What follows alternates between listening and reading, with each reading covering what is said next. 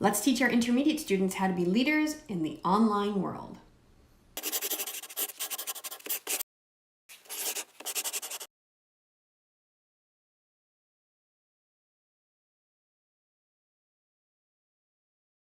Hi, I'm Nadine Thornhill, sexuality educator.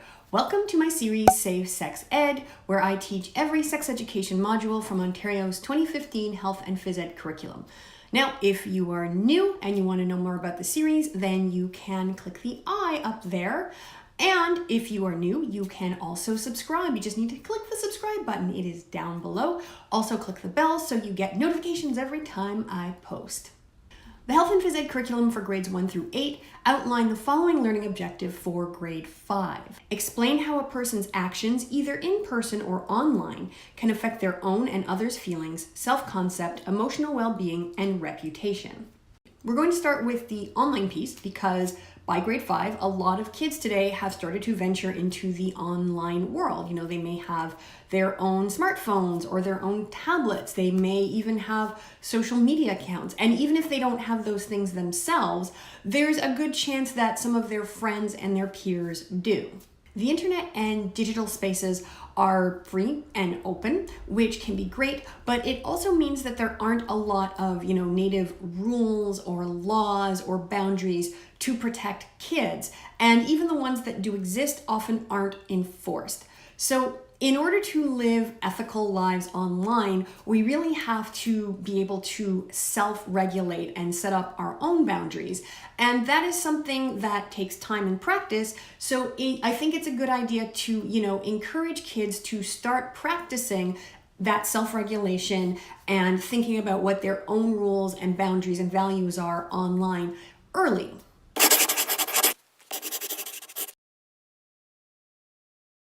For the activity, you're going to need a newsprint, or you can use a smartboard if you have one. If you are using newsprint, then you will also need markers or something to write with.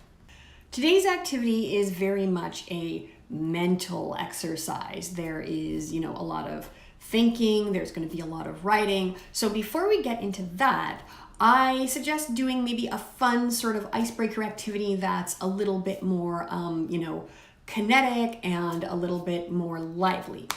One of my favorite icebreakers is a game called Switch. So to set it up, if you have chairs, you can place chairs in a circle, and there should be one less chair than there are kids in your class or group. If you don't have chairs, you can just have them sit on the floor in a circle. And now everyone is going to sit in their circle except for one student. I suggest having someone volunteer so nobody feels singled out. And that one student is going to stand in the middle of the circle, and then everyone's going to be sitting, around them. And make sure you have as much space as possible because this game involves a lot of running. So you're going to start by reading out a statement about online life, or if you are feeling creative and you want to improvise, you can just make up statements. And so the statement is going to be something like, I have my own iPad. Now, if that statement is true for any students sitting in the circle, they are going to stand up and they have to move from their spot in the circle to a different vacant spot in the circle. In the meantime, the person in the middle is going to be trying to take one of those newly vacated spots. Whoever winds up without a spot at the end, that person goes into the middle. If the statement only applies to one person in the circle, then that person automatically has to switch places with the kid who is standing in the middle. And if the statement doesn't apply to anyone, then nobody switches and you move on to the next statement. Now, obviously this game requires a lot of mobility. So if you have kids in your group who can't play that game, an alternative is to do a Pictionary or win, lose, or draw type game where you have words related to online life. If your kids have sufficient dexterity, they can actually do the drawing themselves and the other kids in the group can guess. Or if you have kids who have dexterity issues, then you can do the drawing and the kids can guess. Now onto the main activity, which is called your digital world. You're going to start the activity by asking your class or group a few questions. First question, what do you enjoy doing online? Or if there are kids in your group who aren't online yet, you can ask them, what would you like to do online? Next question is, Why do you think adults are sometimes concerned or worried about what kids do online? Do you think that any of these concerns make sense? Why or why not? And lastly, what are some concerns or worries that you have about being online?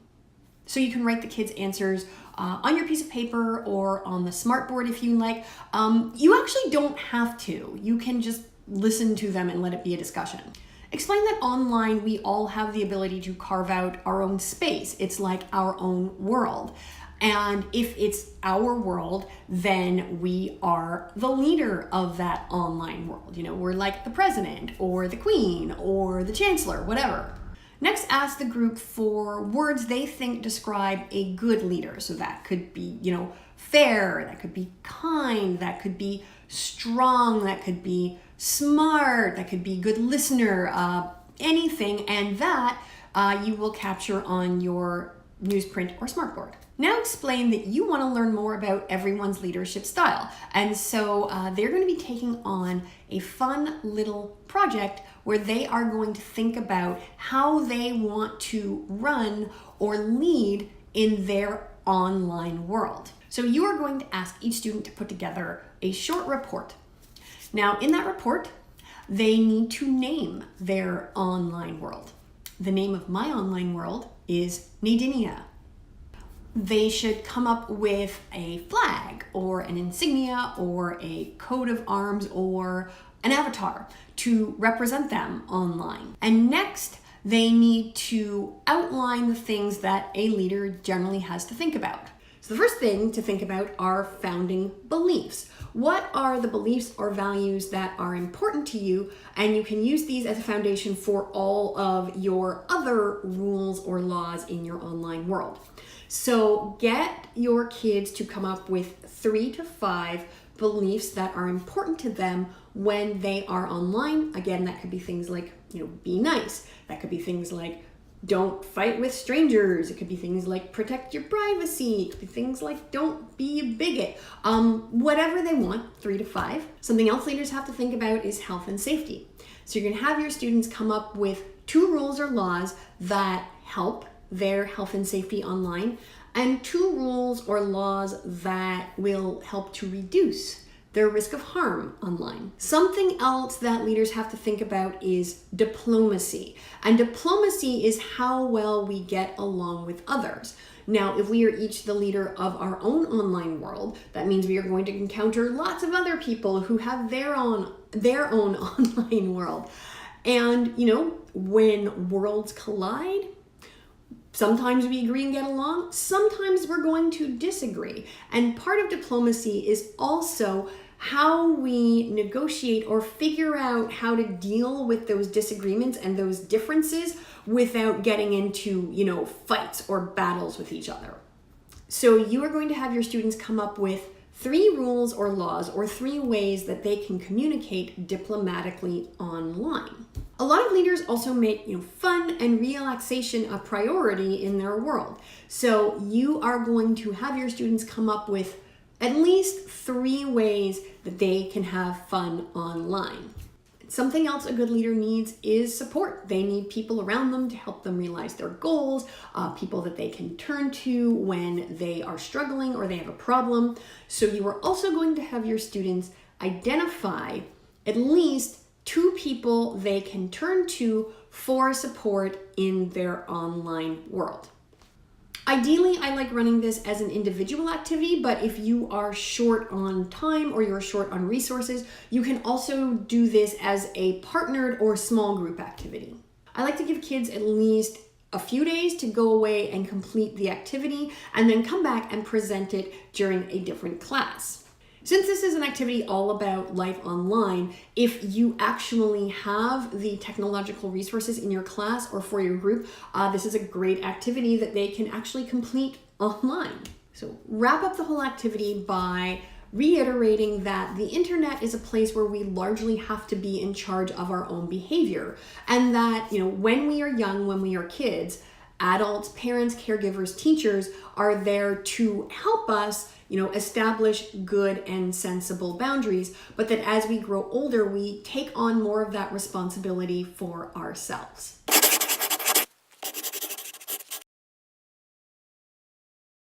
We can model good online behavior and leadership at home and in our own digital lives. We can get consent from our kids before sharing pictures or even information about them online. This isn't something that I did when my child was younger because it hadn't occurred to me. Now, I always ask if I want to post a photo or post something about him on my social media platforms.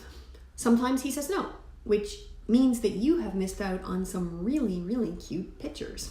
If you are interacting with others online, display curiosity and actually talk to your kids or around your kids about the fact that there are actually other real people on the other side of that screen. Because when we communicate online, we often miss out on seeing people's faces or hearing their voices. We're missing some important cues that we tend to use when we're interacting in real life. Because those facial and physical cues are often absent when we communicate with people online, that feeling of satisfaction that you get when you torch someone on Twitter because they pissed you off isn't tempered by the realization that oh, I might have really hurt that person's feelings. And so we need to sort of actively remind ourselves that yes, when we say something online, it is actually going to affect a person emotionally. In this era of social and political tension, we may find that we are, engaged in more debate and criticism online. So something that we can model for our kids is being, very intentional when we are putting forth those critiques or putting forth our arguments. And so that means things like criticizing someone's behavior or criticizing someone's argument rather than, say, for example, criticizing their looks or criticizing, their intellectual ability. We can also model healthy online behavior by walking away when it does not serve us to get into an argument with somebody online. I'm talking to you, Nadine. You actually don't have to fight everyone who comes for you on Twitter. You just don't.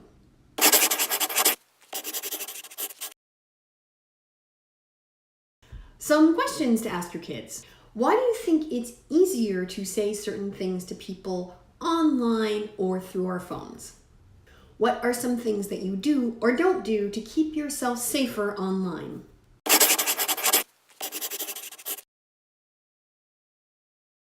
The website Common Sense Media has a list of apps that are popular amongst tweens. They also give overviews of how those apps work and reviews of how, child appropriate they may be.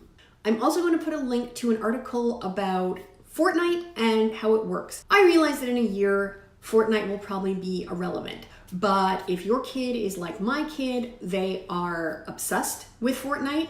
And if you're like me, you're like, I don't understand what's happening.